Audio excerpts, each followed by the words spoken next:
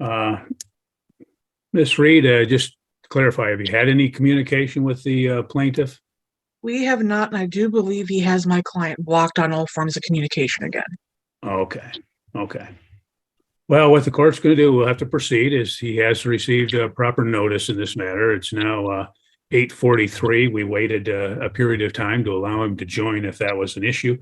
The office has not received any communication from him as to his inability to join, nor have we received any communication from him. Court will note for the record that back in February 8, 2022, the parties entered into a stipulated order for custody, parenting time, and support, which provided for joint legal and joint physical parenting time on alternating weeks commencing on Friday at 6:00 p.m. Subsequent to that, there was an order entered on October 6, 2022, requiring the parties to utilize our family wizard in this particular matter. This matter is before the court pursuant to the defendant's motion to modify custody, parenting time support, and show cause. Ms. Reed, you ready to proceed? Yes, Your Honor. Okay. Do you wish to make an opening statement or simply proceed to proofs? Brief opening statement, Your Honor. As Your Honor indicated, we do have a consent order that was entered into at the beginning of last year that awards the parties joint legal and joint physical custody. Since that order was entered, and this is all regarding the party's child who's 5 years old, and the court has had an opportunity to interview that child, I do believe, approximately a month ago. It has been a nightmare. Mr. Duncan, and evidence will show that Mr. Duncan refuses to co-parent, cannot participate in making decisions regarding major life issues, that it would be medical issues, education issues. Mr. Duncan hides information from Jeanette, refuses to provide pertinent information to Jeanette, makes decisions contrary to the best interests of the child. And due to all of these issues that have occurred over the last year regarding practically every facet of Logan's life, we're requesting that Jeanette be awarded sole legal custody again as she was prior to the February 22 order, and that Mr. Duncan either have supervised parenting time until he can complete some co-parenting counseling and anger management courses, or that he have parenting time on a limited scope of non-overnights on alternating weekends with reasonable holidays and reasonable time during the summer. Okay. Ms. Reed, just to clarify, you said that you wanted to your client wanted to acquire sole legal custody. I assume, based upon your motion, sole physical as well. That is correct. Okay. Okay, thank you. You can proceed. Call your first witness. I'd like to call Jeanette Royal. Okay, Ms. Royal. Go ahead when you're ready, Ms. Reed. Good morning, Jeanette. Since the February 22 order was entered, has Mr. Duncan regularly exercised his parenting time? Yes, he has. Okay, and how long has he been regularly exercising that time? I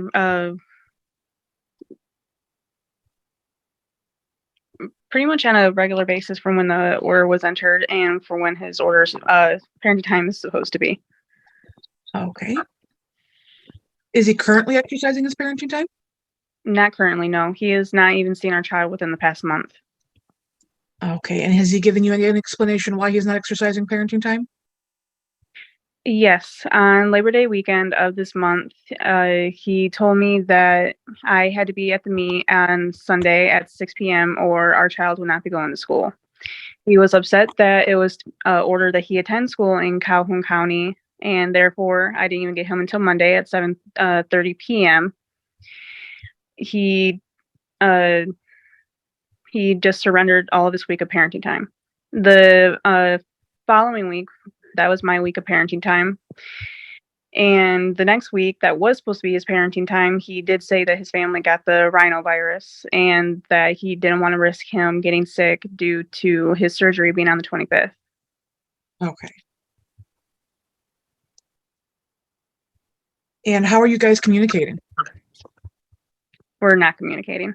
The most communication I have had with him was through his wife, Samantha, but that was only brief. And that's when I found out that he wouldn't be there at the meet for his parenting time because of his family being sick. Have you tried to reach out to talk to Mr. Duncan?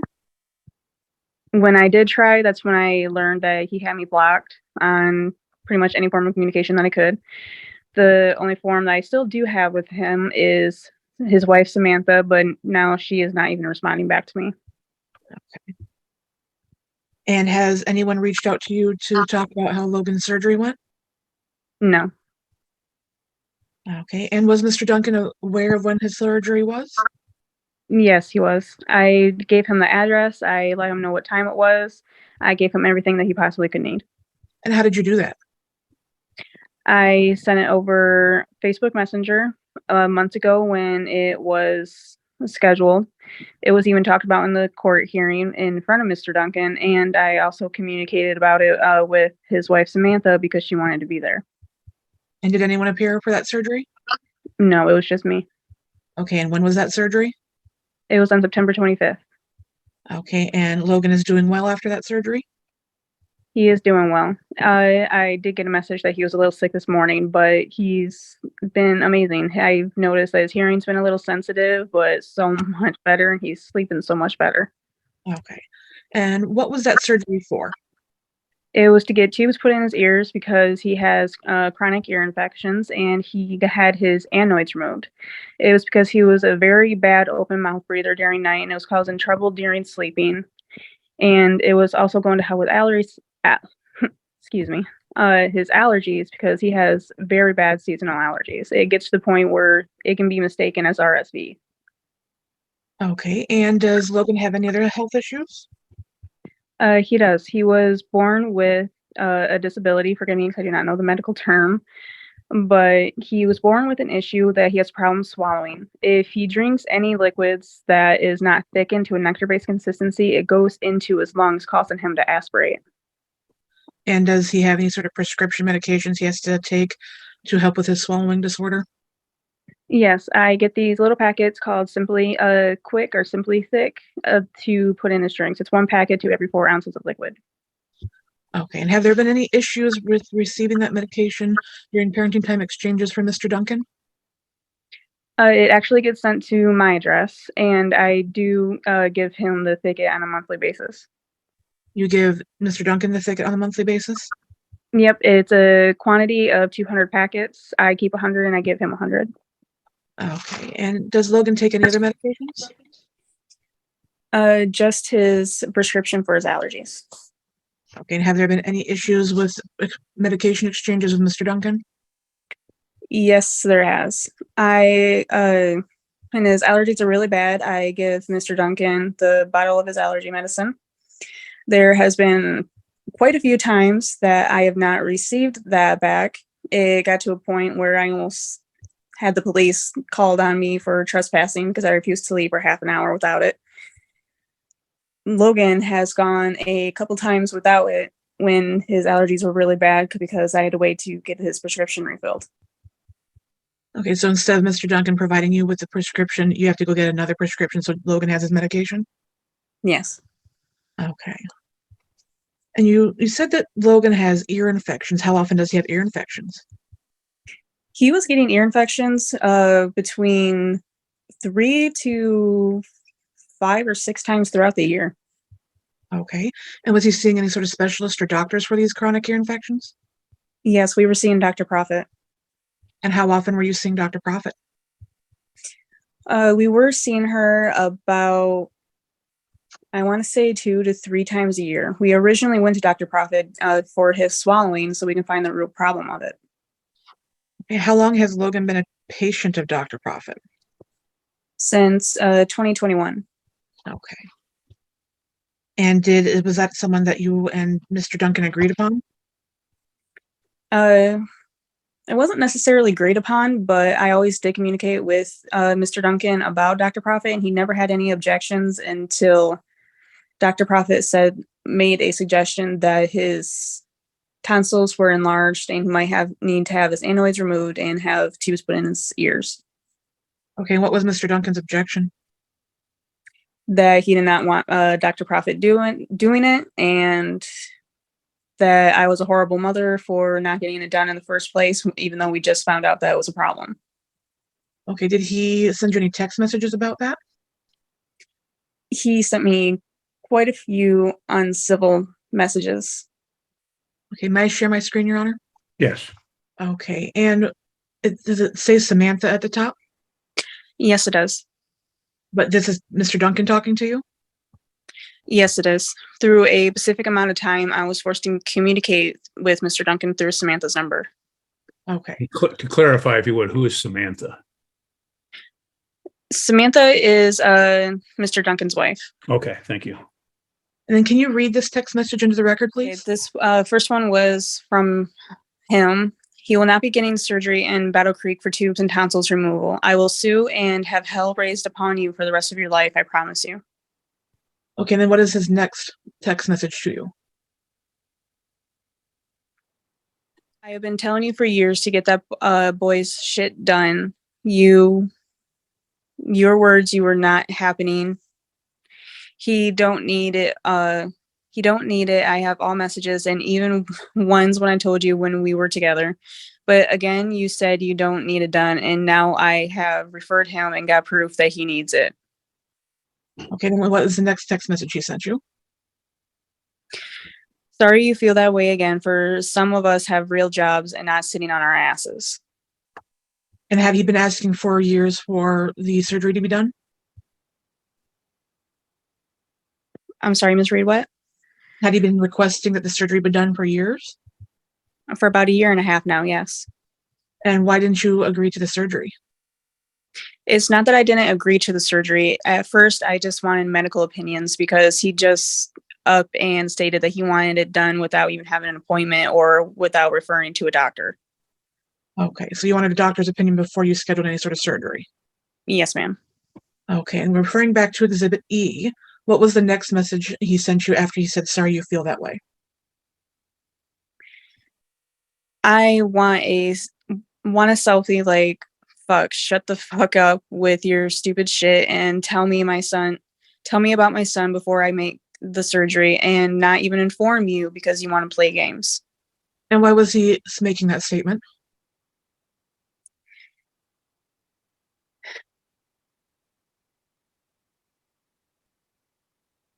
I'm not sure as to why he was making the statement. I believe I was trying to communicate with him about the appointment that I was trying to make with Dr. Prophet. Okay, and I'm going to scroll down to another. Well, first, because we have separate text messages regarding this incident. Is this an accurate reflection of the conversation you had on that day? Yes, it is. And this exhibit has not been altered in any way other than the addition of an exhibit sticker marking it as Exhibit E? Yes, ma'am. And do you recall approximately what year this message was sent? In 2022, I believe. Do you remember when in 2022? I want to say in the beginning of 2022, probably about March, May, somewhere maybe around June. Okay, I move for the admission of Exhibit E. Okay. Obviously, there being no objection, the court will admit defendant's Exhibit E. Just for clarification, though, Ms. Royal, I see at the top of it, it says 8/29/22. Is that when you had it printed? Yes, I do believe that's when I printed it. Okay, thank you. I just didn't know if that was the date that you sent it or not. Okay, thank you. Go ahead. Okay, can you read it into the record, please? Yes. Excuse me. He also does. I'm sorry, there's a thing blacking out a little bit of the message. It's a lie on your part. I have recordings of him sleeping every night on my week. Okay, the following message. Keep going because, again, Dr. Prophet won't be touching my son or I will be suing. Unlike you, I have the money to do so, and you are only doing something now because I put my foot in with another doctor that's seen his issues first time. Maybe when I tell you you failed already, you would listen to me. Had he seen another doctor for this issue? Mr. Duncan did take Logan to Dr. Cox for a second opinion. Did he tell you about that second opinion? There was a little bit of issues about learning the appointment and where it was, but I did attend the appointment. Okay, and did he give you any reason why he was opposed to Dr. Cox, who had been treating Logan, doing the surgery? Or Do you mean Dr. Prophet? The only reason that he gave was because Dr. Cox did his stepchildren's tubes and just tubes, I believe. There was no medical reason whatsoever that he did not want Dr. Profit doing it. Okay.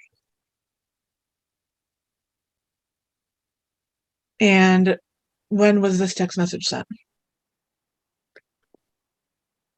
This was also sent in the beginning of the year. I want to say around June. Okay. And is this an accurate reflection of your conversation with him that day? Yes, it was. And this has not been altered in any way other than the addition of the exhibit sticker? No, it has not. And you believe that you are speaking, and it's your understanding that you were speaking with Mr. Duncan and not Samantha in this message? Yes. Okay, move for the admission of Exhibit F. Court will admit defendant's Exhibit F, there being no opposition. So we have an idea of the timeline regarding the surgery. When was the surgery first scheduled to occur? It excuse me. It was first scheduled to occur gosh, I want to say in the early summer of 2022. Okay, and why was it canceled? The very first one was canceled because we did have the appointment with Dr. Cox. After the appointment with Dr. Cox, Mr. Duncan called and canceled it himself, threatening the staff, saying that if they went through with the surgery, that they would be suing him. So then they called me due to uncivility matters. They had to cancel the surgery. Okay, and when was the next time it was scheduled for? The next time it was scheduled for, it was actually scheduled with Dr. Cox because at this point I just had enough of fighting. He needed the surgery done, and it was scheduled at the end of August of 2022. And why was that surgery canceled? That was canceled because I took Logan into his primary care doctor because I thought he had a cold. He didn't have a cold, but we left learning that he had a heart murmur. So he had to see a cardiologist. And was he cleared for surgery after seeing a cardiologist? Yes, he was. When I took him to the cardiologist, we learned that it was just an innocent heart murmur and that it would resolve on its own. When was the next surgery scheduled? The next surgery was scheduled with Dr. Profit at this time because Mr. Duncan was not communicating with me. And that was scheduled in early this year. I want to say in February or March. Okay, and why was that one canceled? That one was canceled because Logan did get sick and he was on antibiotics. Because of the antibiotics, they didn't want to have the surgery done because it would interfere with anesthesia. Okay, and then when was the next surgery scheduled for? The next surgery was scheduled for, I want to say around May or June of this year. And why was that one canceled? That one was canceled because when he came back from Mr. Duncan's, he was sick yet again. They would not take him into his primary care doctor. They wouldn't take him into the emergency room. So I had to do it as soon as he came back to me. He was sick, got on antibiotics. Same thing as last time. They wouldn't do the surgery because of the antibiotics. Okay, and then was it scheduled now, this last time, for this last Monday? Yes. Okay, and were you able to communicate to Mr. Duncan regarding all of these issues with the surgery this year? I was able to communicate with him to let him know when the surgery was and everything like that. I provided all the information for him, but as far as communications beyond that, no. And did he send you any objections regarding Dr. Profit doing the surgery instead of Dr. Cox? He stopped the threatening messages just for this past surgery that was scheduled. Okay. So this last one, meaning the one that happened this month? Yes. Okay. When was he sending you threatening messages? The last time he sent me threatening messages about it was probably early this year. I want to say back in March or May. Did he take any steps to schedule the surgery? No, he did not, but he did attempt to cancel the surgery. or he at least threatened to cancel it. When was that? Oof. In the beginning of this year, forgive me because I don't know the exact date. Okay. Are there any issues with Mr. Duncan and Logan's normal primary care physician visits? There has been multiple issues with that. Mr. Duncan has tried to completely remove me off of any of the communication with his primary care doctor, all my information. He tried to erase it. There have been multiple appointments that have been canceled due to uncivility on their part. And Mr. Duncan got upset because I always wanted to attend his appointments so I can properly care for my son. There has been one time when I wanted to attend, he took Logan back into the car and the appointment had to be canceled. Do you know what that appointment was for? Yes, he was sick, I believe, and not feeling good. Do you remember when that appointment was? I want to say that was actually in the late year of 2021. Okay. When you say there's uncivility on their part during these appointments, what's happening? There's threats. That is in front of my son too. One appointment, he told me, "Do I want to die?" Because I showed up. He told me that I need to leave or he's going to slash my tires. He's saying rude things just to me in front of Logan. I always tell Logan to cup his ears so he doesn't listen. And this is in the doctor's office? In the waiting rooms. I always ask for the doors to be left open if we actually attend appointments together. Okay. And how often does this occur? It occurs every single time that he makes an appointment on his week that I try to attend. Okay. And if you don't attend those doctor's appointments, does he share the appointment information with you? No, he does not. I have to call the doctors just to see. Okay. If there's ever a medical emergency, does Mr. Duncan share that information with you? He does not. Okay. How are you made aware of medical emergencies? The last medical emergency that I was aware of, it was on June 15th. It was on my birthday. My email is linked to my son's client portal. So I got alerted that he was in the emergency room. And did you go to the emergency room? Yes, I did. I left work and went straight there. And was that a civil interaction when you got to the emergency room? By the time I got to the emergency room on that one, they already left. But the doctors did tell me everything that was going on. Okay. Have there been any issues with you receiving emergency information regarding Logan during Mr. Duncan's time?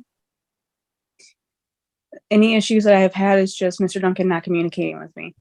Okay. Does Mr. Duncan give Logan his medications as prescribed?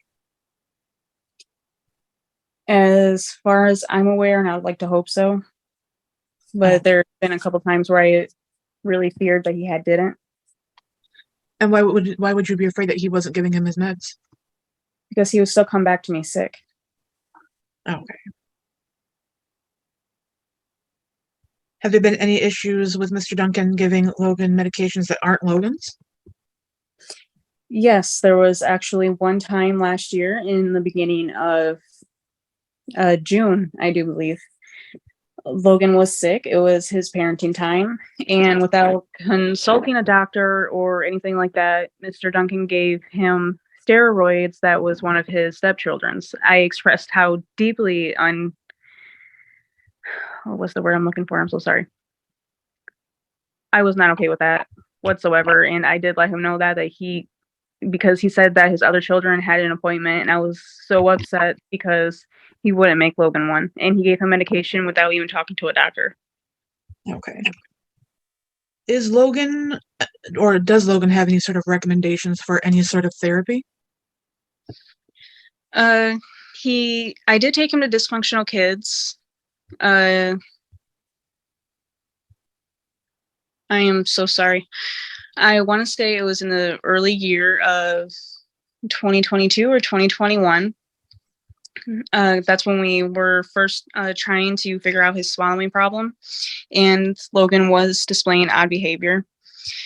So they did describe him or refer him to swallow therapy. They were going to work with him with different levels of thickened liquids or thinner liquids, trying to activate those muscles so he can hopefully one day no longer be on his ticket. Okay. And who referred him to that therapy?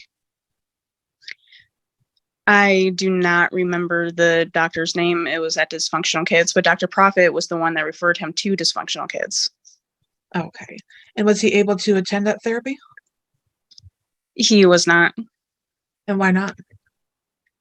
The Mr. Duncan has a really big problem of withholding Logan for my parenting time. It got so bad during that time that even though the therapy was bi-weekly, I couldn't even make the first appointment for him because I didn't know when I would have him. Okay. How often, let's start with last year. How often last year was he denying you parenting time? It was a weekly basis. I don't even remember a full week that I had with my son last year. Okay. And were you trying to communicate regarding these parenting time issues with Mr. Duncan? I was, yes, but he was uncivil, and a lot of times he would have me blocked. And I had to take the police out to his residence quite a few times. Okay. Did you file parenting time complaints last year for your denied parenting time? Not every single time like I should have, because I was so heartbroken. I wasn't okay. But I did file a few of them, yes. And did you get makeup parenting time in those complaints? I did get a couple makeup parenting times, yes. Okay. I'm going to start moving on to some school-related issues. Does Logan receive any sort of services regarding education? Yes, he does. He's going. Okay. And when was he enrolled in? He was enrolled the very week that Judge Kirkham said that he can attend in Calhoun County. Okay. Did you try to communicate that decision with Mr. Duncan? I did try to, but he had me blocked. Okay. And what kind of services is Logan receiving at? He does have an IEP. He got that when he was attending his speech therapy here in Calhoun County.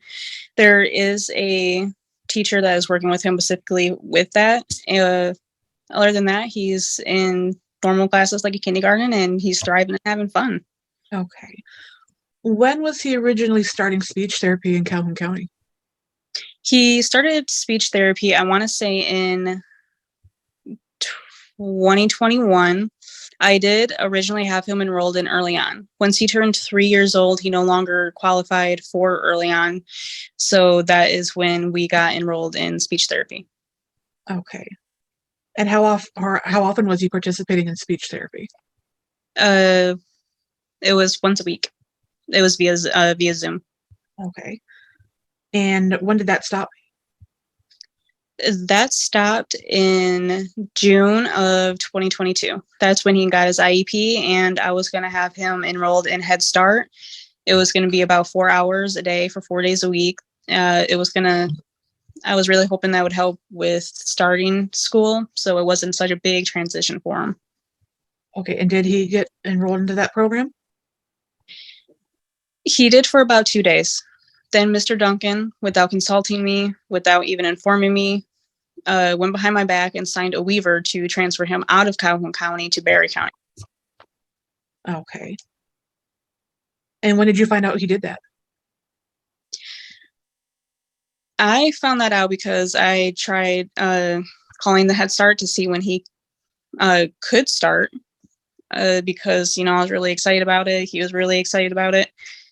Then they told me that he was transferred and that they could not give me any information regarding it. Why couldn't they give you information? They couldn't give me any information because when Mr. Duncan transferred him, he did not list me on any of the forms as the mother. He listed Samantha as the mom. Okay. And how did you resolve that issue? I had to send a copy of the court order, my driver's license, and Logan's birth certificate just to get copies of the waiver and for them to tell me any information. Okay, what program did Mr. Duncan enroll Logan in? It was the Head Start just because of the transfer. Then he transferred him to a GRP program in Berry County. And what was the GRP program?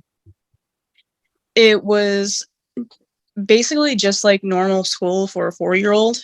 It was 8 hours a day, 5 days a week, and he even had him enrolled into a bus route. Okay, did Logan ever attend that program? He did not.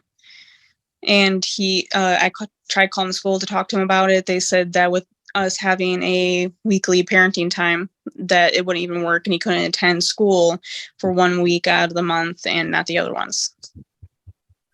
Okay. Did Logan's IEP get transferred up to Berry County? It did not. Okay. So Mr. Duncan transferred him and then nothing happened. That is correct. Okay. Why did you pick the school that he is currently in? Because it is the school that we talked about ever since Mr. Duncan and I first moved out to Battle Creek. It's where he grew up. It's where Mr. Duncan attended. And I really wanted that for Logan because it's also where the majority of his family attends. And his grandmother also works at the schools from 11 to 1, and she is my biggest supporter. And she helps with Logan so much. Okay. Has Mr. Duncan participated in this enrollment process or in the school in any way? Mr. Duncan has been refusing to be involved in any way. Is he willing to do pickup and drop-offs during his parenting time? He has not. On the 7th, I want to say right after Labor Day, it was still Mr. Duncan's parenting time, and I was trying to co-parent. I was trying to communicate with him. I said if he does have any issues dropping him off, then I can meet him in the mornings to get Logan to school, but it would be his responsibility to pick him back up. Mr. Duncan was still not communicating with me, so I did take Logan to school. I did tell him that it was, forgive me, he wanted him back the very next day at 4:30. I told him that wasn't going to work because I work second shift and nobody else is willing to meet him due to his uncivility. So I told him it would be his responsibility to pick Logan up from school because pickups are at 3:45 p.m. What was the time again? 3:45 p.m. Okay, thank you. Okay, and he refused to pick him up? He did. He actually did not communicate with me whatsoever, and even his father and stepmother, Bobby, tried to communicate with him. I did ask his grandfather, Daryl's dad, to be out there just in case, and I am very glad that we did that, or Logan would not have been picked up from school that day. Okay. And you had previously testified that Mr. Duncan had said that Joe Logan's not going to be going to school on his weeks. Is that correct? Yes, ma'am. Okay, was that over a phone call? That was actually during the meet because I tried giving Mr. Duncan the yearly school calendar of when like half days was or like when Pride Week is. No, I'm so sorry, not Pride Week, when Spirit Week is and stuff like that. And he refused to take it because he said if he stays on his weeks that he's not going to be attending school because he can't get him back and forth. Okay. And how far away is the school from Mr. Duncan's home? It is about 20 minutes as it is for me. The school is actually smack dab right in the middle of us. Okay. Is Mr. Duncan aware of the IEP? Yes, he is. He actually did attend or participated into his speech therapy. But that was almost a year and a half ago, right? Yes, ma'am. Okay, but nothing recent? Nothing recent. Okay.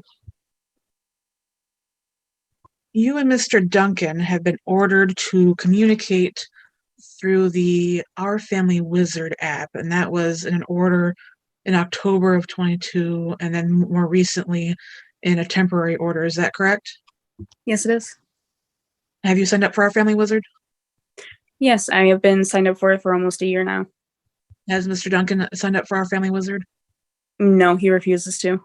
And he did send me a screenshot the last time that it was ordered, but he set it up in a way to where our accounts are not linked. I tried asking him what email he used for me and everything like that because as far as I know, our emails have to be linked for it to work. He Okay. refused to tell me. Okay, you still have no ways to communicate with him other than through Samantha sometimes? That's correct. How often does he block you like this? I am blocked more than I am unblocked, but when he does unblock me, it's a very limited time before he blocks me again. It's probably a month or less. Okay. We've talked about some threats that he's sent to you regarding the surgery. Does he threaten you in other ways over text message? Yes, he does. How does he threaten you? There has been 1 or 2 threats of ending my life, and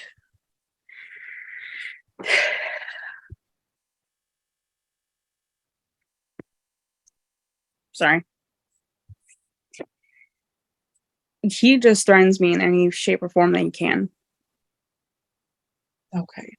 I'm going to share my screen again, and for the court, I'm going to be sharing Exhibit J. Yeah.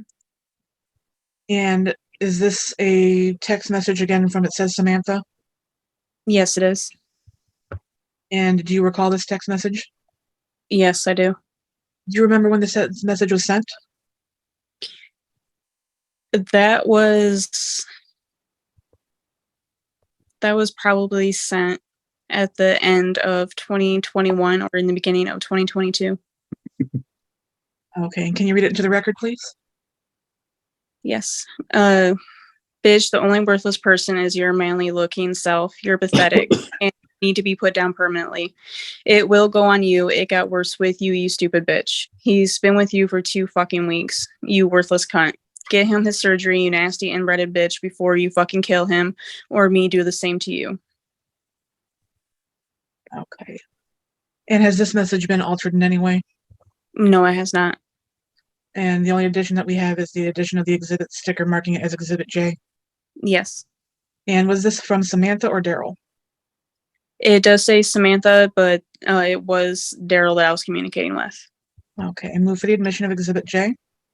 Being no objection, defendant's Exhibit J will be admitted. Okay.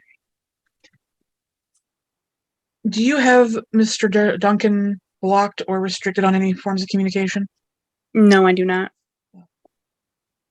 Has Mr. Duncan ever provided you with false information regarding this present custody case? Yes, he has. When was that? The very first time it happened was in August of 2021. It is when Logan got very badly injured. CPS got involved, and he lied to CPS under false pretenses that an ex parte had been granted suspending my parenting time, and he refused to give them to me. And was an ex parte entered? An ex parte was entered, but it was denied. Okay, so he filed something, but it was denied. Yes, and he was lying to police and CPS saying that it was granted. Okay, and then did CPS do anything regarding the complaint? They couldn't do anything because of the courts being involved, but they did advise Mr. Duncan to do what he felt was correct. But as soon as I showed them proof of the ex parte being granted, they did recommend Logan coming back to me on my parenting time. Ex parte being granted or denied? Denied. I am so sorry. Okay. Have there been any other incidences where he's provided false information to CPS? Or to you about CPS? He has done that a couple other times to CPS, and he has done it to the police. The most recent time was on Easter, when it was my parenting time. I took the police out there to try to exercise that parenting time, but he told the police that it was his, not mine. Okay. Has he ever provided you information that this case was being moved to a different county? Yes, he has. There's been a couple hearings that Mr. Duncan was not very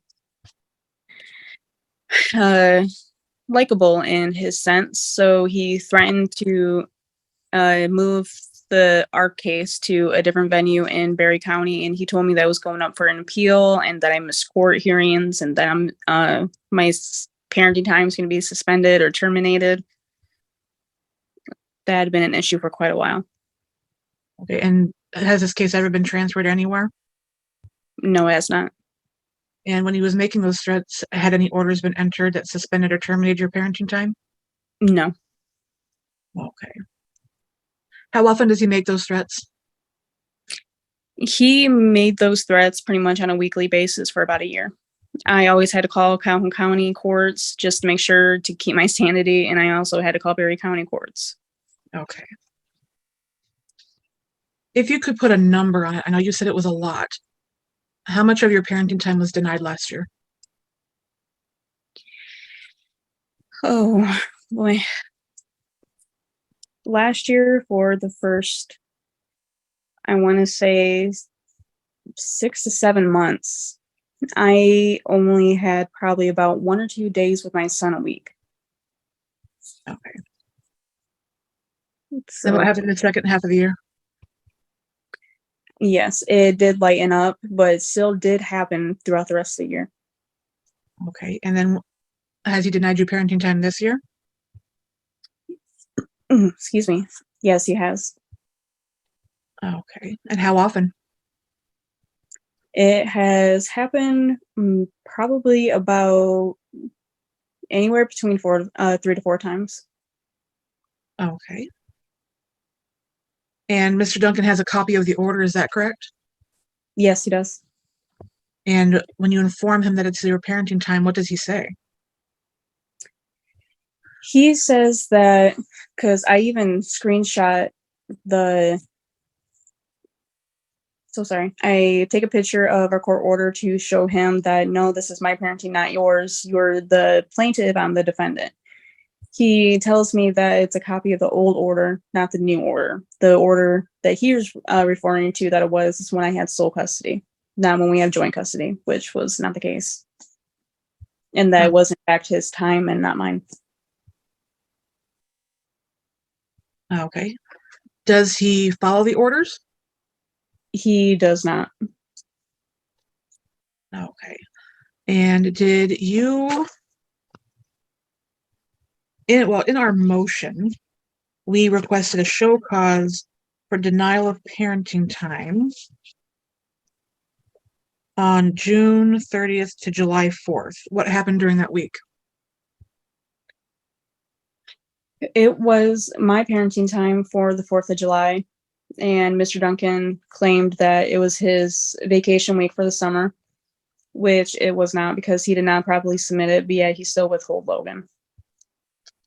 What did you do to try and get your parenting time? To get my parenting time back, I actually discovered that Mr. Duncan was being charged with domestic violence and that there was a warrant out for his arrest for such.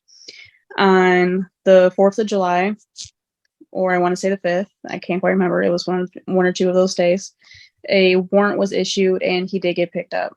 Through family and friends communicating with me, I figured out where my son was and I went and got him. Okay, where was he? He was at Samantha's parents' house in Berry County. Okay. And how many days were you denied parenting time? I want to say 4 or 5. Okay. Are you requesting makeup parenting time for those 4 or 5 days? Yes. Are you requesting that Mr. Duncan be held in contempt for violating the order again? Yes. Okay. And not too long ago, we were at a hearing in front of referee Delmont regarding denial of parenting time. Is that correct? Yes. And Mr. Duncan was held in contempt at that hearing? Yes, he was. Okay. But you were not ordered makeup parenting time at that hearing. Is that correct? Yes. Okay.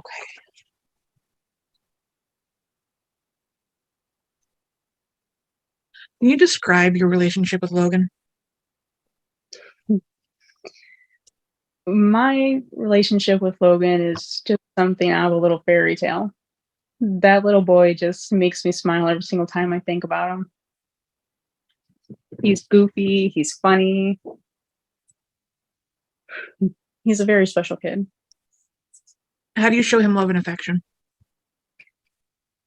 I do that by understanding when he's upset, and when he's shut down, I just hold him and tell him that it's okay. Okay. And how does he show you love and affection? He wiggles our noses together. Okay. Does he give you hugs? He gives me lots of hugs. He is such a little hugger. He gives me kisses. Okay. And can you describe Logan's relationship with Mr. Duncan? That is almost the opposite, and it's a little heartbreaking. Every single time that it was Mr. Duncan's week and I had to take Logan back, he would start crying, saying that he didn't want to go over to Daddy's, and that he would always come home shut down, saying that Daddy and Samantha were mean to him. Okay. So he was not excited during exchanges? No, he was not. Okay. Were there any issues during exchanges? There's always issues during exchanges. They get so bad that I have to tell Logan to cover his ears. And quite recently, for the past few months, during the exchanges, Mr. Duncan has been involving his stepchildren. And I don't think children in general should even be a part of something like that. What's going on that you're having to tell Logan to cover his ears? I get called Shrek quite a lot, and a she-man. There's just things that you wouldn't even think of that are said. I get called a worthless mother, a pathetic mother, pretty much every single time.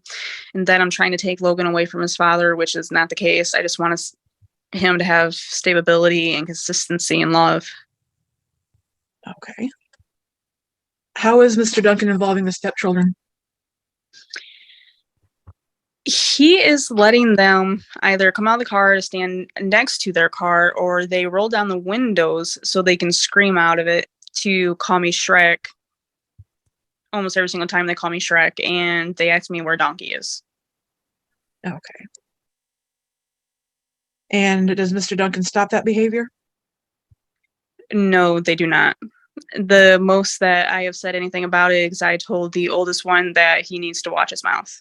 I know Logan's a little guy, but is he involved in any sort of extracurricular activities at school right now? Not at the moment, but I'm pretty sure he's going to be in football. He keeps talking about it when he becomes of age. Okay. And how do you discipline Logan? I threaten timeout. It's very little that I ever have to actually put him in timeout. I don't hit him. I don't tap his hands. I don't do anything like that. I just say, "Do you want to go in timeout?" He go, "No." And he stops doing whatever it is that I'm threatening timeout with, because when I'm threatening timeout, it's typically because he's doing something dangerous. Okay. And can you describe how Mr. Duncan disciplines Logan? He uses physical punishment, which we have gotten into many arguments and fights about it, because you don't need to hit him. Just threatening timeout and talking with him works. Okay. Can you describe Logan's routine when he's with you?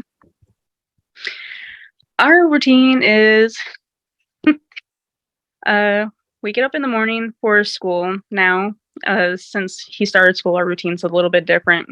We wake up at about, I want to say 6:30, so he has a little bit of time to wake up and get that brain fog out, and that also goes for me too. Brain fog sucks. And then at about 6:45, I make us breakfast. We're watching cartoons together. About 7:30, that's when we're starting to leave for school, because drop off is at 8:15 a.m. I do work second shift, so his grandparents are the ones that pick him up from school. Then I go and pick him up from school. I do have weekends off, so we spend time together. And bedtime is always around 8 o'clock to 9:30. Okay. And do you know if Logan has any sort of routines with Mr. Duncan? I do not, because he refuses to communicate with me, and he tells me that Logan is none of my business on his weeks. Okay. Do you have any religious beliefs or practices? I do not. Okay. Has Mr. Duncan ever requested that his rights to Logan be terminated? Yes, actually, he has told me to do the papers for him to sign off of Logan quite a few times. When you say quite a few times, how often is that? It happened twice last year and it has happened once this year. Okay. I'm going to share my screen with you again. And for the courts, I'm going to be referencing Defendant's Exhibit M. Can you see what I'm sharing with you? Yes, I can. And is this a message from Mr. Duncan? Yes, it is. And can you read that into the record, please? Yes. Threaten the cops like you always do. So unless you provide information how you knew Logan was there, I believe that was when I picked. Just to clarify, when she has you do that, you have to read it as it states. I noticed with some of the others, you kind of interjected other words to make it flow correctly, but read it the exact way it is on the exhibit, and then she can ask you to explain it afterwards. Okay. Threaten cops like you always do. So unless you provide information how you knew Logan was there when no one knew, but me and my wife and how you got her address, you will soon be arrested for trespassing once I get Logan today. Get your fat ass ugly lawyer to get the signing off of Logan done. Hurry up and get it done. You're getting what you want. Show your lawyer these and get the papers done ASAP. Okay. And at the very beginning of that message, what was he talking about? Right there, he was talking about how I knew where to get Logan the day that he was arrested. Okay. And is this a text message or through Facebook Messenger? That is through Facebook Messenger. Okay. And is it an accurate depiction of that text message? Yes, ma'am. Has it been altered in any way other than the addition of the exhibit sticker? No, it has not. And move for the admission of Exhibit M. No objection. The court will admit Defendant's Exhibit M. Okay. So that was this year, correct? Yes, it was. And he's made this request to have his rights terminated before, you said? Yes, he did. And when was the time before this time? It was in spring of 2022. Okay. Do you think he's serious in that request? I never followed through on it because I did not have a lawyer at that time, and he plays a lot of mind games, and I felt like it didn't just sit right with me. Okay. Are you concerned regarding Logan's relationship with Mr. Duncan based on these messages that he's saying, terminate my rights? Yes, I am. Okay. Do you purchase the items that Logan wants and needs? Yes, I do. We've talked a lot about doctor's appointments. Who's usually the parent to schedule those appointments? I am. Okay. Are you currently working? Yes, I am. Where? I'm working at Modus Integrated Technologies. And how long have you worked there? I have worked there for a year now. And how many hours a week do you work? As of right now, only 40 hours a week. And there's no overtime? Not since the three big manufacturer companies have gone on strike. Overtime has been cut out. Okay. Did you ever get overtime? Yes, I did. I got about maybe anywhere between 10 to 14 hours of overtime throughout the beginning of the year. Is that consistent or does it fluctuate? That was very consistent. We were lucky to have a day off. Okay. And so you foresee that you will be getting some overtime in the future? Yes, I will. Okay. And you said you worked second shift. What specific hours are those? 3 p.m. to 11 p.m. And you have Saturday and Sunday off? Yes, I do. I want to say his cousin that lives at Bobby's. He's only about 11 years old. Play dates. He doesn't live with you? It's all just you and Logan that live with you? Oh, yes. I'm so sorry. And Logan has his own room? Yes, he does. Does Logan have any chores or responsibilities? Yes, he does. He's in charge of picking up his own toys and taking care of his dirty clothes, making sure they're put in the hamper in the laundry room. And he's in charge of keeping his room clean. Okay. Do you have any concerns regarding Mr. Duncan's home? I have a few concerns about that, yes. What are your concerns? Well, I did used to live in that house in the past, and last year I did have an opportunity to go there. It is not a clean house whatsoever. They have had so many animals that it smells like feces and ammonia so badly. Even though there's like none on the floor or on the walls, it's seeped into the wood so that smell doesn't go anywhere. There's a little bit of black mold here and there, and their toilet is like falling through the floor. It's a little concerning. Okay. Are you aware of any domestic violence in his home?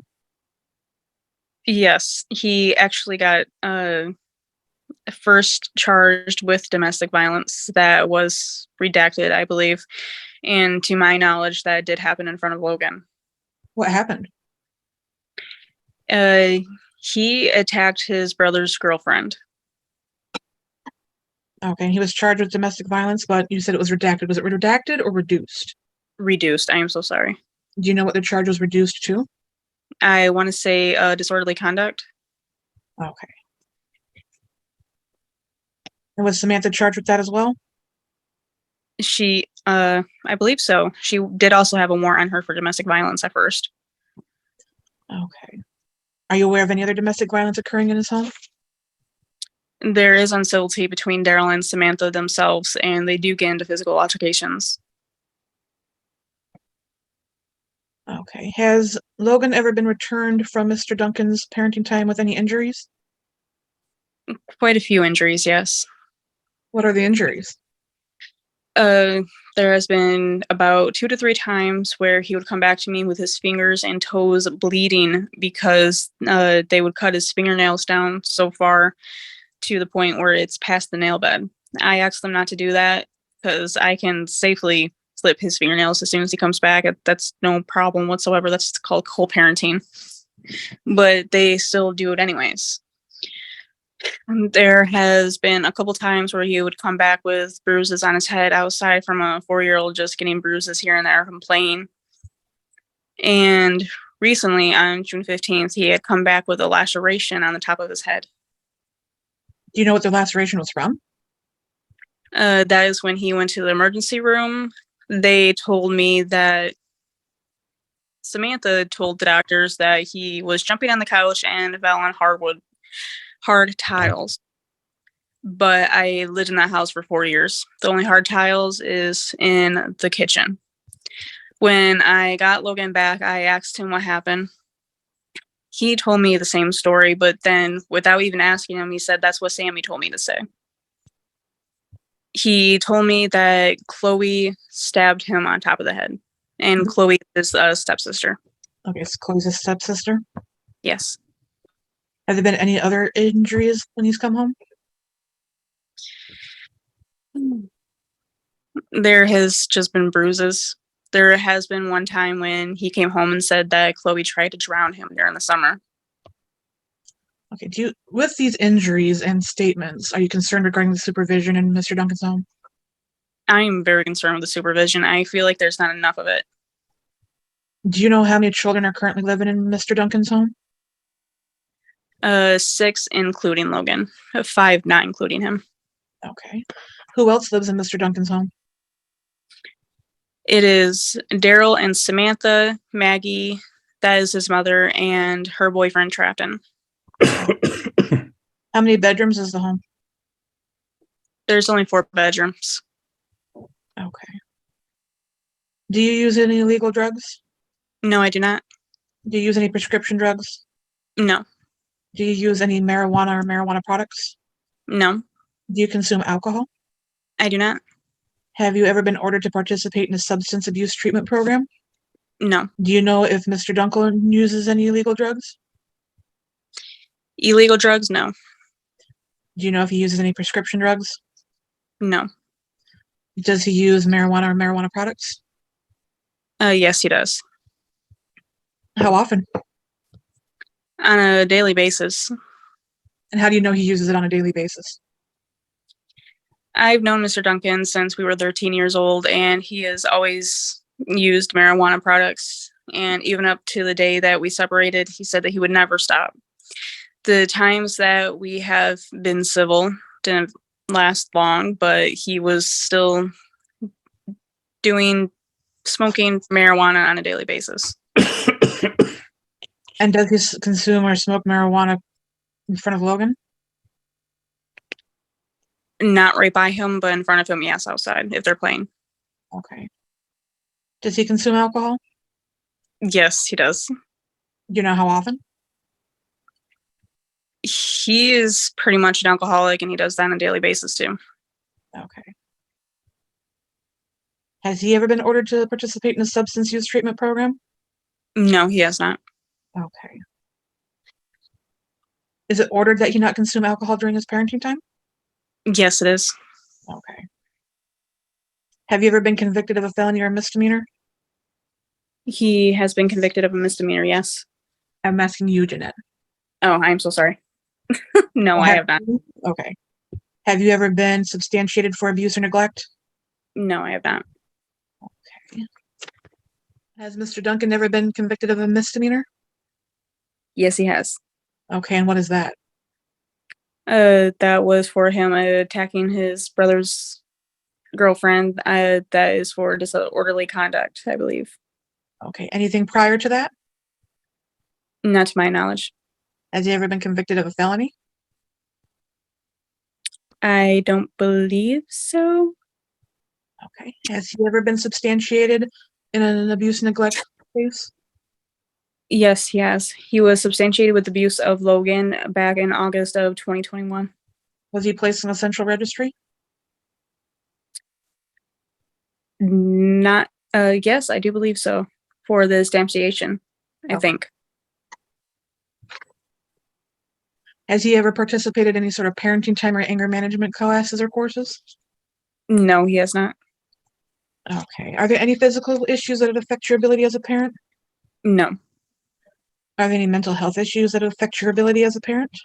no. Okay. What is your proposed visitation schedule? I'm sorry, my what? What was your proposed visitation schedule for Mr. Duncan? I really want to request supervised visitations that are every other weekend, no overnights. But if not, at least standard parenting time that overnights from Friday from 6 p.m. to Sunday at 6 p.m. If his parenting time were to be supervised, who would you propose the supervisor be? Probably myself, because nobody else wants anything to do with Mr. Duncan, but I do wish that it could be at a mutual location because I'm not comfortable having him inside my home. Do you feel safe being the parenting time supervisor with Mr. Duncan? Yes and no, but there's nobody else to do it. Would you prefer an independent third party do it if they could?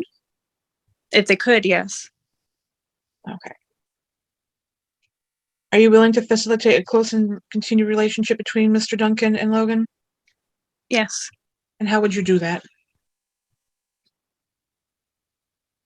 I always encourage their relationship. I never talk ill about Daryl to Logan, and I still want him to know his father.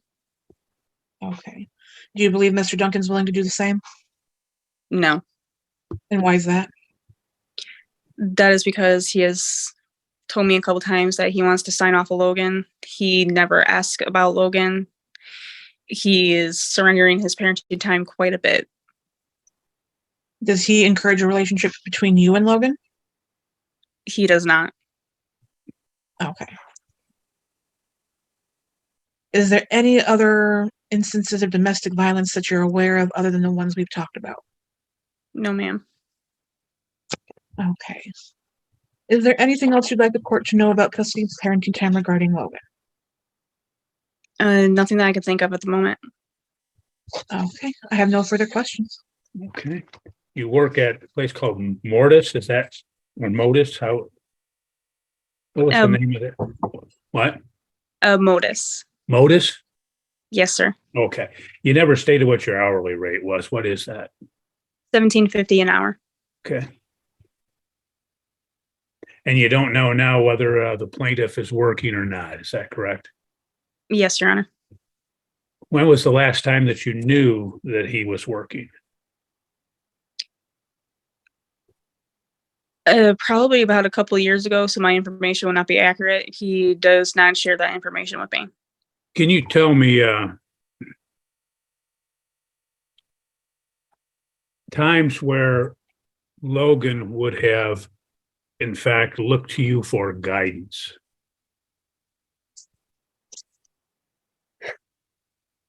One time when he did look for me for guidance was in the fall of 2021. Daryl has leaned down one day and told him that, tell your mommy that you're going to be dead soon. He ran to me crying, scared, and I picked him up and we left. Every single time that somebody tries to bring up his father, he is shut down. He's unresponsive. He won't look at anybody. But he will come over to me. He'll hold my hand or give me a hug. What, tell me when, again, other than this time, how do you provide, are there times when you've had to provide comfort for Logan, when he's scared, nightmare, things of that nature?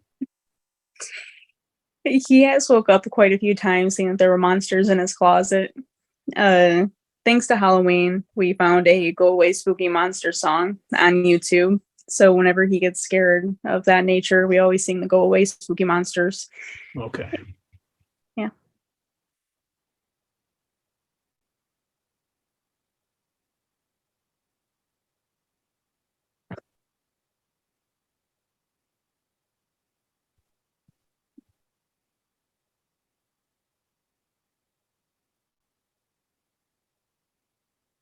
Any other times that you felt that you had to, maybe he didn't come to you, but you felt that he had to have comfort, and if so, what did you do? Well, one time we were at the park and he accidentally grabbed one of the other kids' toys and they weren't necessarily happy with that. And the other kid was getting really upset. So I just diverted his attention, told him to go play with something else. And he was no longer upset and he was happy. He went and played on the swings. Okay.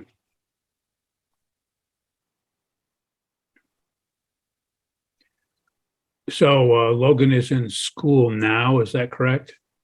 Yes, sir. And does he get grades, or just does he get, I guess you'd say, situations where it would be pass fail or things of that nature? Nothing pass fail. I have been keeping all of the things that he has been doing in class. They're working on writing numbers and his names, and they do arts and crafts. And they're also working with him on his reading. Okay. But he's not graded on that yet? Not quite yet, no. Okay. Does he seem to be doing well in school, or adequate, or how would you characterize it? He is doing absolutely amazing. I always did try to work with him on his writing and reading, but he didn't progress quite as much with me. But as soon as he has been in school, he is writing so much more better. He can count to almost 100. He's starting to read. He's thriving. It's absolutely amazing to see. Okay. Does he seem to like school? Oh, he absolutely loves school. The part that he does not like is waking up early in the morning. Okay. Well, that's probably true of all of us.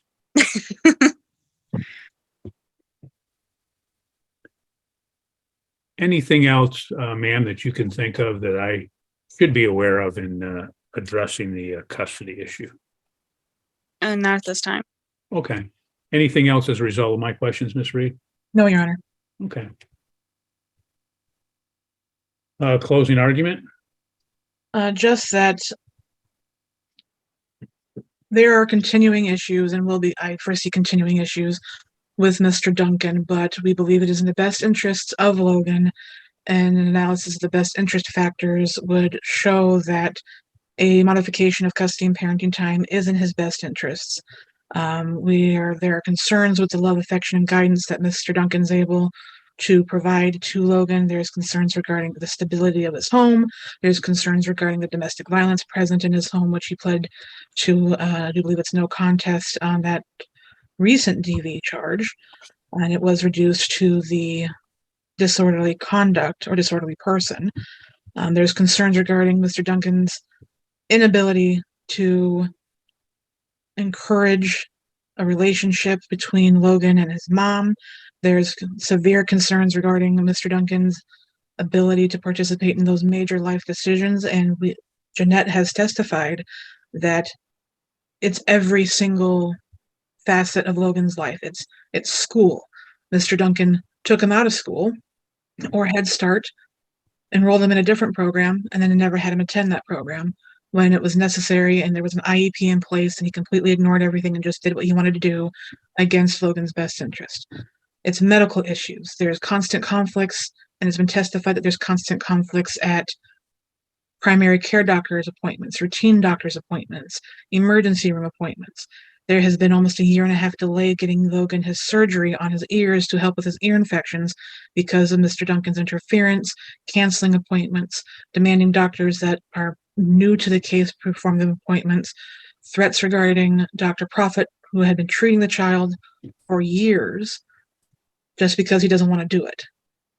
This is why we're asking that Jeanette be awarded sole legal custody so these medical decisions can be made, that doctors' recommendations are implemented and follow through, that Logan is receiving his medications as he's prescribed, and that we have one person making these decisions because Mr. Duncan is clearly incapable of participating in those and will thwart those without reason at any chance he can get.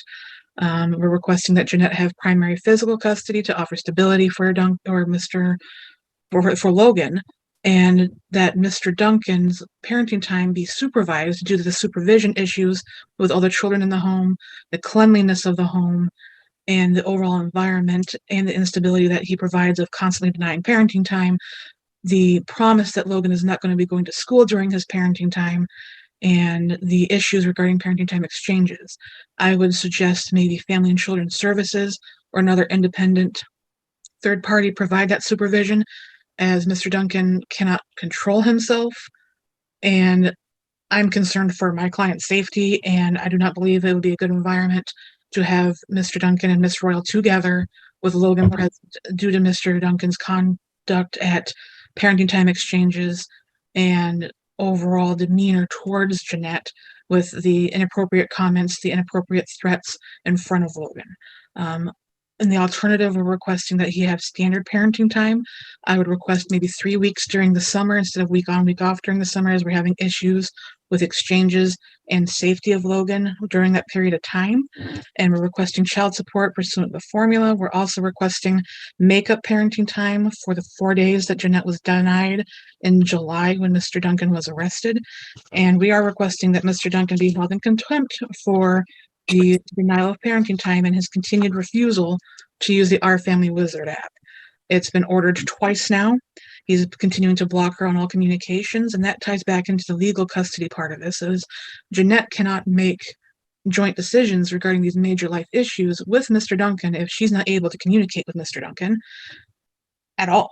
She's tried, she's been civil in her communication, and the response back is you're blocked for months at a time, or it's threats.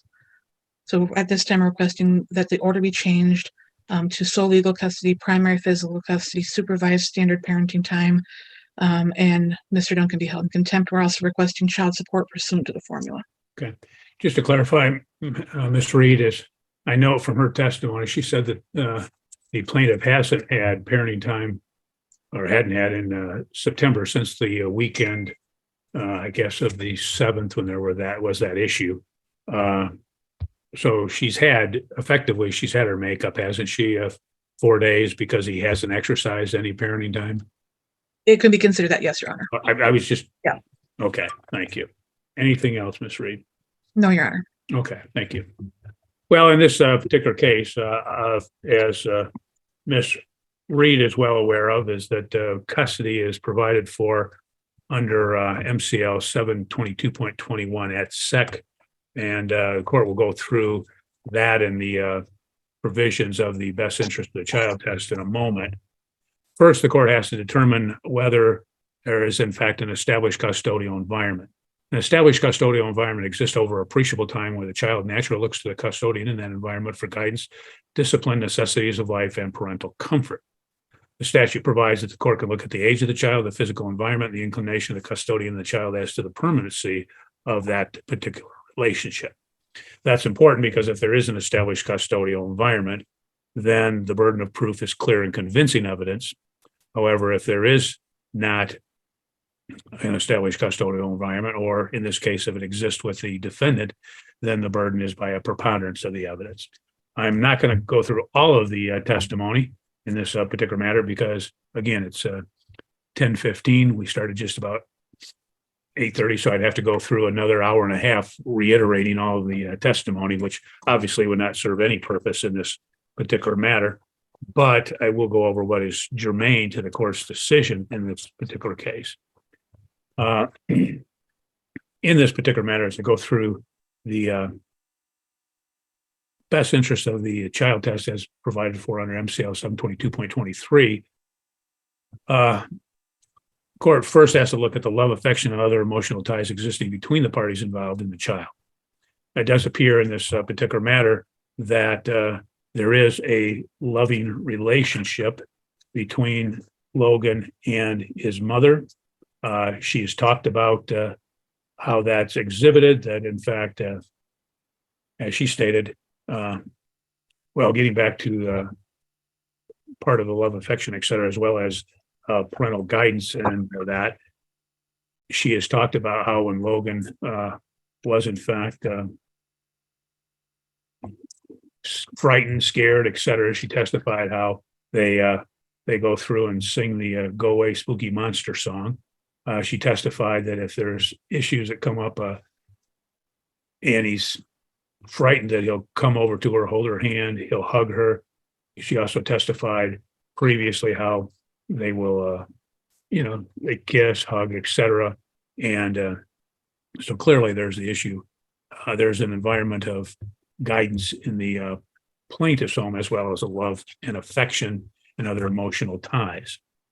She talked about that discipline, that when she has to discipline, all she has to do is, again, threaten to take things away from him, as in contrast to the plaintiff who uses physical violence in this particular matter. She testified as well that she provides necessities of life, and as I stated, she provides comfort as well. When I look at her testimony as a whole, it does appear, and I can't say anything as it relates to the plaintiff because he didn't show up for this hearing, so I can't infer, I can't speculate as to what may exist in his home, but it does appear based upon the testimony that there is an established custodial environment in the home of the defendant mother. Why is that important? Because, again, it establishes the burden of proof by a preponderance of evidence for the change in custody. Going through the factors, looking at the love, affection, and emotional ties based upon the evidence, the court is convinced that Logan does have a loving, affectionate relationship on which he is dependent upon the defendant in this matter. So obviously there being no opposing evidence in this particular matter, the court will find that this factor does favor the defendant mother. Next factor is capacity and disposition of the parties involved to give the child love, affection, guidance, continuation of the education, of raising the child his particular religion or creed. There's been no testimony about a religion or creed in this particular matter, but it appears that the plaintiff has been the one responsible for Logan's education. She had testified about getting an IEP for him, which was a school that she and the plaintiff discussed when they were together. In contrast, the plaintiff at one point this year had, when Logan was enrolled, tried to unenroll him and enroll him in Berry County, which obviously was thwarted because of the fact that he couldn't go on an alternating weekly basis to Berry County. And that the plaintiff had testified she had worked with Logan, defendant had testified that she worked with Logan with the schoolwork and numbers, writing, things of that nature, that in school he has improved substantially since that time, since he's been enrolled in school. So it does appear that she has provided that particular continuation in the education, as she has showed the capacity and disposition to provide love, affection, and guidance. As a result, the court will find that this factor does favor the defendant mother. Next factor is the capacity and disposition of the parties involved to provide food, clothing, medical care, and other remedial care recognized or permitted under the laws of the state in place of medical care and other material needs.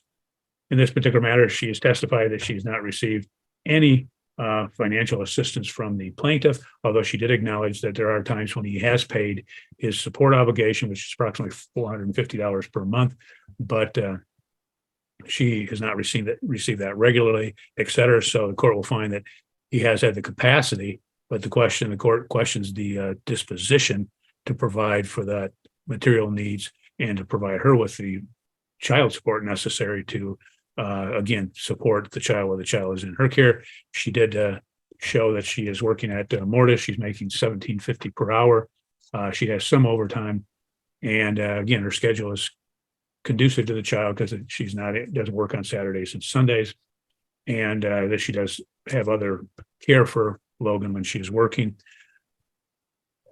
Court will note too of her testimony that she has been primarily responsible for the medical care, that most recently Logan had to have his adenoids out, have tubes placed in his ear, that in fact she is the one that's been responsible for that and taking care of all of those medical needs.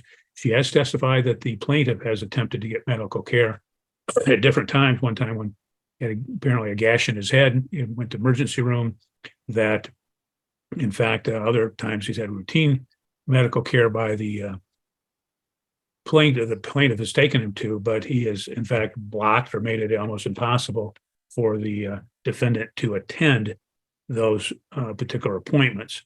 Court would note as well that she had testified at one time that the plaintiff had provided to Logan a steroid, which was taken by a stepchild, but he did so without any prescription, and he did that without having seen a doctor as well, which obviously, because of medical conditions, and she's testified as to what those medical conditions for Logan are, could be a substantial health risk, not knowing how they would interact with anything else he was taking.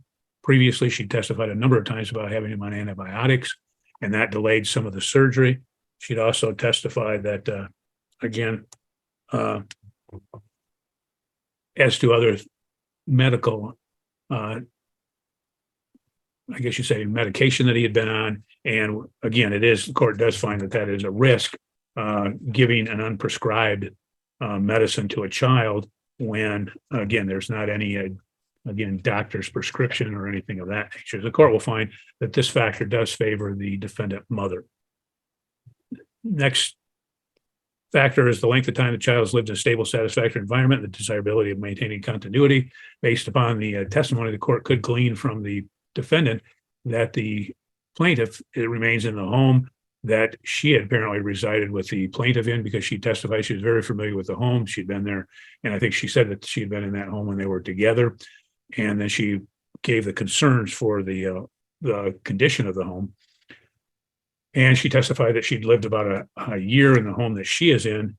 When I look at that testimony, the court cannot and will not find that this factor favors either parent in this particular matter. Next factor is the primacy of the family unit, the existing or proposed custodial homes or homes. The court would note that, again, she has testified she does not reside with anyone. She does not have a significant other. Based upon, basically, the court could infer from her testimony, she has not identified anybody living with her and the child. And however, the court would note that she had testified about the defendant is remarried to Samantha, and she's not testified as to any, I guess you say, anything in that home where it would not show that is a permanent relationship. So the court cannot weigh this factor in favor of either of the parties in this case. Next factor is the moral fitness of the parties involved. She has testified that she has, in fact, not does not have any convictions for any offenses, that the plaintiff, however, does a disorderly one that happened just recently that was apparently pled down from a domestic violence or an assault upon his brother's girlfriend who was in the home, that she testified that he has a drinking problem, that she believes he's an alcoholic, that he does drink on a daily basis. He also smokes marijuana and has, as she said, since he was 13 in this matter. And so that the court has concerns as it relates to that particular factor existing in the plaintiff's home. The court will weigh this factor based upon the testimony in favor of the defendant mother. Next factor is the mental and physical health of the parties involved. She's testified that her health is good. Mental and physical health is good. She's not testified as to really anything relating to the plaintiff's physical or mental health that the court could extrapolate, if you would, to this factor. So the court will not weigh this factor in favor of either of the parties. Next factor is the homeschool and community record of the child. In this matter, the school record is minimal because he's only been going for this year. Community record as well, based upon the age of the child. But it does appear that based upon what her testimony is in this matter, that she does have a good home record for the child. They get along well.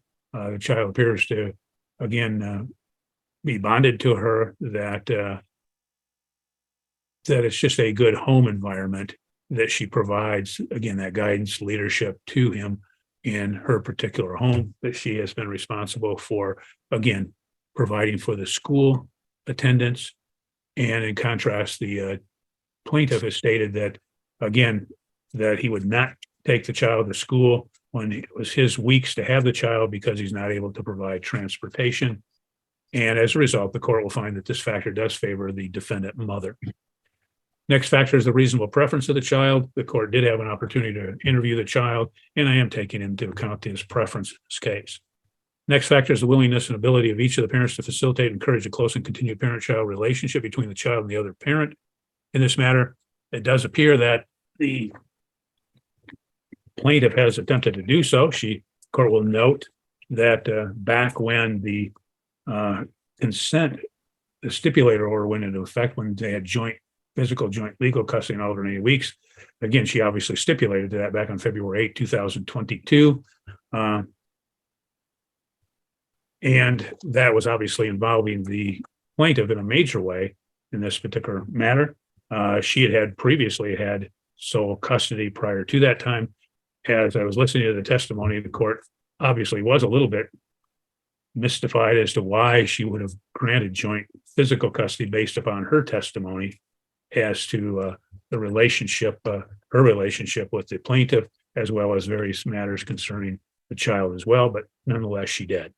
The court would also note that based upon the exhibits that were admitted in this matter, particular exhibits E, F, J, and M in this particular matter, it does appear that, again, the plaintiff has only communicated with her using, again, offensive and vulgar language, repeatedly denigrates and threatens her in those documents, in those exhibits, and clearly it's not conducive to a willingness or ability to facilitate and encourage a close parent-child relationship in this particular matter. As a result, the court will find that this factor does favor the defendant mother. Next factor is domestic violence, regardless whether violence was directed or witnessed by the child. She did testify about the incident concerning the assault on the brother's girlfriend, that Logan was present in the home when that occurred. As a result, the court will find that this factor, that there was domestic violence in the plaintiff's home, and the court will find that this factor favors the defendant mother. Next factor is any other factor considered by the court relevant to the parent-child relationship. And in considering that, I am looking at, again, the way in which, first, that the parties have been able to communicate, which has been non-existent. The defendant had testified repeatedly about, again, threatening messages, which the court has already identified in the exhibits, that in fact, not only that the plaintiff has threatened the doctor's offices if the defendant were to appear for those doctor visits that he had scheduled. That the surgery that had to occur was delayed for about a year. Some of it, understandably, because Logan, again, had the heart murmur, or at least they thought he did. And then he had been ill, so he was on antibiotics, so they delayed that. But also it was delayed because of the threats by the plaintiff in this matter that he would sue the doctor's offices, et cetera, in this particular case. The court would also note in this matter that the court is at other factors. The court is considering the threats against the defendant by the plaintiff in this matter. And at the one time at the doctor's office, made some threat to the child. Do you want to die? Threatened that she would slash her tires, and other assorted threats that she had testified to. Our court would also note that he has, in fact, blocked her repeatedly. Like she said, she should have been blocked more from communicating with the plaintiff than she has not been in this particular case, which clearly goes to his ability to facilitate a relationship. It's hard to facilitate a relationship and communicate if you are in fact being perpetually blocked from communicating with the other parent. The court does note that considering all of those particular factors, the court does believe that this factor does favor the defendant mother in this particular matter. And I would state that in this regard, this factor does favor defendant mother substantially in this case. To a point, court would note that, again, that he is apparently, as she testified, that he had enlisted his stepchildren to use derogatory terms to the defendant, and at times when there's exchanges. Court would also note that the reluctance of Logan, as she had testified, to go back to the plaintiff, and that he'll cry, shut down, et cetera, taking all of that into consideration in this case. When I do this, as I stated, because the court had found that the established custodial environment is with her, she only required to prove by preponderance of evidence that it's in the best interest of Logan to, again, change and order sole custody in this matter. But the court would note, and after looking at all the factors, the court in this matter finds that she has established by clear and convincing evidence that it is in Logan's best interest to be in her custody. And clear and convincing evidence is evidence which would produce in the mind of the trier of fact a firm belief or conviction as to the allegations sought to be established. Evidence so clear, direct and weighty and convincing as to enable the fact finder to come to a clear conviction without hesitancy of the precise facts and issue. In this matter, the court has come to that, again, conviction based upon all of the testimony and the exhibits in this particular matter. When I look in this matter, the court, again, is required to look at the possibility of joint custody pursuant to MCL 722.26A in this particular matter.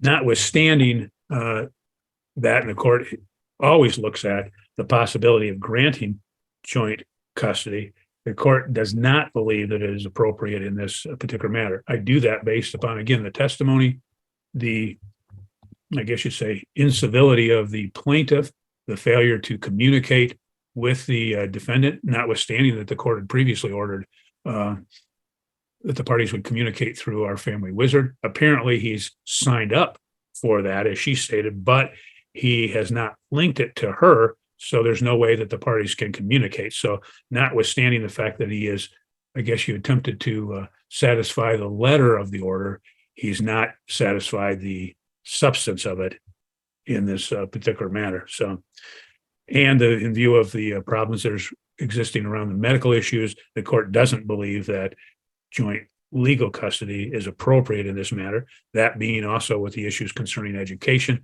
his unwillingness to communicate with her and attempt to facilitate schooling, et cetera. So the court will, in fact, not order either joint legal or joint physical custody in this particular case.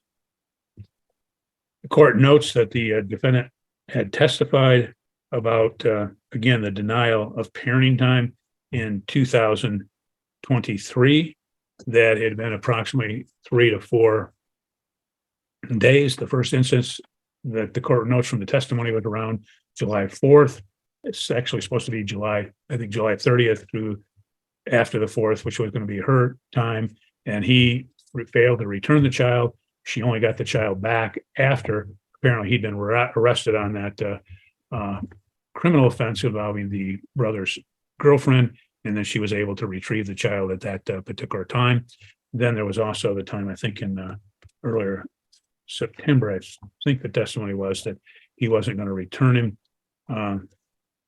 so they could go to school or something of that nature. So the court will make a determination that he is in contempt of court for violating the parenting time order previously put in place back on February 8, 2022.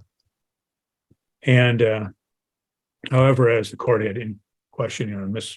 Reed, the court notes that she has in fact had the child since, for the entire month of September. So obviously she has made up that 4 days worth of parenting time. So the court's not going to award any additional parenting time other than to hold him in contempt. So we have that as a record. One thing I didn't mention, which I turned to mention under factor I, as any other factors relevant, and I just came across a note when I saw that, was that, again, the exhibits in this matter concerning his willingness to sign off on Logan, and that would be an exhibit M, where he'd stated that the attorney was supposed to prepare that paperwork. He said, and as he said, to sign off on Logan, and he said, hurry up and get it done. And again, that court is taking that into consideration because that belies a bunch of the other factors as it relates to, again, the bond, the relationship, et cetera, when a parent is willing to sign off on a particular child. But it clearly goes into factor I in this particular matter. So the court will, again, find that it is in Logan's best interest that mother be granted sole legal and sole physical custody. It's been requested that the court would order supervised parenting time for the plaintiff. The court is not prepared to do that at this time. It does appear that, as she stated, the plaintiff has taken all this time this year until recently, that he did for most of the time in 2022. And the court has only minimal testimony as to why standard parenting time would not be appropriate. So the court will grant to the plaintiff standard parenting time, which would involve alternating weekends, a midweek, as well as alternating holidays in this particular case. Ms. Reed, I'm going to have, just to give you time to prepare the order and get it submitted in this matter, I'm going to have that alternating weekend parenting time commence on October 13, 2023 at 8:00 a.m. in each alternating week thereafter. I'm doing that so that we do not have any problems as it relates to identifying the alternating weeks. It'll alternate from that weekend. And apparently that'll take care of that particular issue. I want to also, awarding that standard parenting time, what I'm going to do, excuse me? You said alternating weeks. Is it alternating weekend? Alternate weekends. Okay, and is that at 6:00 on Friday? 6:00 Friday through 6:00 p.m. on Sunday. Okay. If I said that, I'm sorry, I misspoke. Just to be clear, that's going to be starting plaintiff's parenting time. That starting plaintiff's parenting time on October 13, 2023, and each alternating weekend thereafter. Okay. And it sounds like the plaintiff had Labor Day on this year, so the court would alternate the holidays, giving the defendant Thanksgiving 2023 and each alternating holiday thereafter. I want to do that so that there's no confusion, no issues, as the defendant had testified about times where the plaintiff will try to tell the police that the parenting time is something other than it is in the orders. So this way it'll be clear as to what are the alternating weekends, what are the alternating holidays. Based upon the testimony of the defendant as well, the court does believe it is appropriate in this matter that the parties, when they meet to exchange the child, that the plaintiff would not be present for those exchanges based upon, again, his demeanor, his actions, his threats in this particular matter. So the order will provide that the plaintiff would provide for the transportation by having another responsible adult with whom the child is familiar with would be present to accomplish that parent-child exchange.